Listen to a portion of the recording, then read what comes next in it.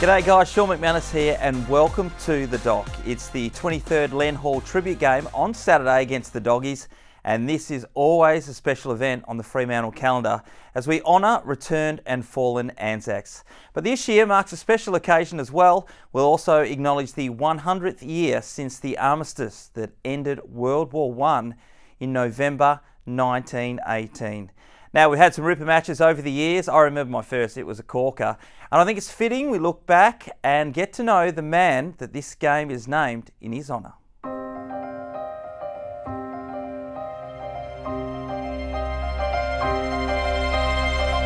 So Len Hall, he was the last WA member of the 10th Light Horse Regiment. He was born to John Hall and Rosetta Irwin. So he was born in Sydney on 9th of May 1897.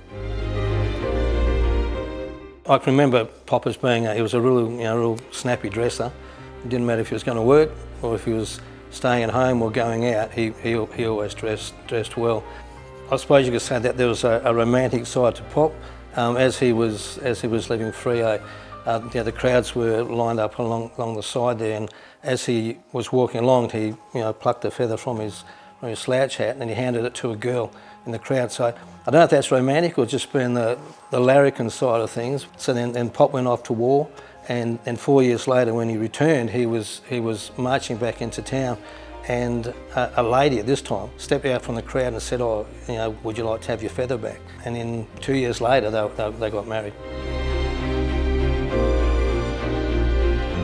It's a great honour to us as a family to have the Fremantle Football Club take the name of Len Hall and use it as a tribute for the men and women who have gone and fought over in the Anzacs, over in Gallipoli, etc., and in the war.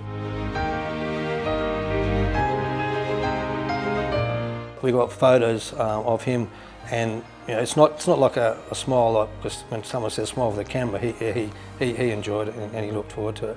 I think for him it's once again a chance for him to do his snappy dressing, and where he was going out, he got spoiled. There were times I think where the driver of the car was sort of going, "Come on, I need to go home too, so let's go." So Pop would have, I think, stayed out for quite a while, but he was I suppose forced to go home.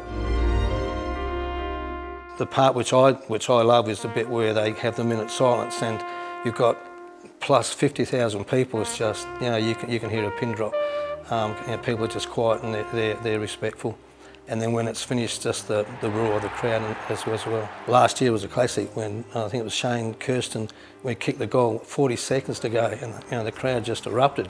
Kirsten kicks the goal, and Fremantle are in front. I just think that the whole atmosphere is going to be great, this year, and I'm pretty sure also with the stadium that the crew there, they'll probably have a pretty good light show as well. So it's going to be quite phenomenal. Early in the week, club legend David Mundy was rewarded with AFL Life membership as he's set to play his 300th AFL sanctioned game, which includes, of course, pre-season and international rules game, and it's happening on Saturday. He joins only one other docker, that is the great Matthew Pavlich, to receive the award. And the former captain said the special milestone snuck up on him. Yeah, obviously growing up in a country town in Victoria, in our town it was sport or nothing. Sandlands to Mundy, can he finish? Here they come. I remember going to Auskick and under-10s playing sport because my mates were playing sport, and my dad was involved in local sport growing up, so got some grassroots there. Shrugs the tackle, has a bounce for 2 in 30 seconds. He's got it. Yeah, it's obviously a pretty big moment. I only found out this morning myself. Patrick Keane from the AFL messaged me congratulating me, so it's a lot of games, and it kind of snuck up on me. I didn't think I'd played that many pre-season games, to be honest, but I guess over the years they all contribute, so it's really nice. My family from Victoria made the road trip up to Canberra last weekend, a 5-hour drive just to come and see the game, and a quick 10-minute chat to me after the game, so their level of support hasn't waned over the years, and I really appreciate that. And more locally, my wife and her family have been a great level of support for me here as well, especially now we've got 3 young kids, and what happens on the field or at the training track certainly isn't a one-man show. It takes a community to raise a family, and I'm fortunate to have that support. As I'm kind of getting closer, you know, you always hope to be able to play, and AFL is such a week-to-week focus that sometimes you get lost in that next week kind of mindset. So as I said, it's kind of snuck up on me.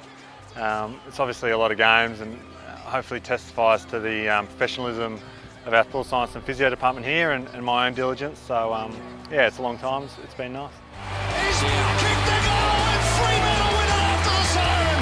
David Mundy, stand up, you're a star. Well, that's it for this week, and a reminder that Bounce Down is now at 6:15 due to the pre-game commemorations, which start at 5:30, and the observance ceremony is on at 6 p.m, so please be in your seat by 6 p.m.